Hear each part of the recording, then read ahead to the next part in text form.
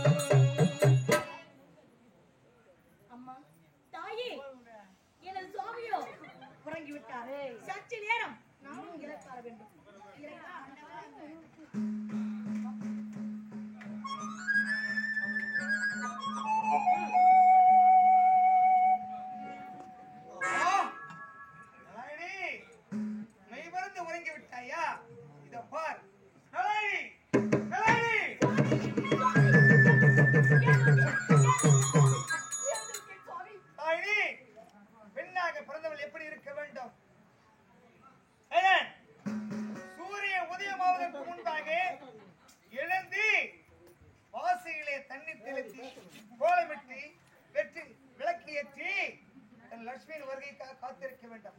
அதுதான் பதிபக்தியை குறிக்கும். அதை விட்டுவிட்டு சூரியன் உதயத்தை நேரமாகி விட்டது. இப்போது உறங்கிக் கொண்டிருக்கிறாய். சாமி, அறியாதவள் தெரியாமல் செய்து விட்டேன். என்னை மன்னித்து விடுங்க சாமி. இனிமேல் இந்த தவறு நடக்காது சாமி. சரி, ஆகட்டும். பொழுதா விழுந்து விட்டது. இப்போது காலை மாலை என் ஆண்டவனை நான் ஆராதிக்க வேண்டும். ஆராதிக்க வேண்டும் என்றால் சுத்தமான ஜலமும் மலரும் தேவையில்லவா? ஆகினாலே நீ ஆற்றுக்கரைக்கு சென்று ஜலமும் மலரும் கொண்டு வா. சீக்கிரம் புறப்படு. அப்படியே அப்படியே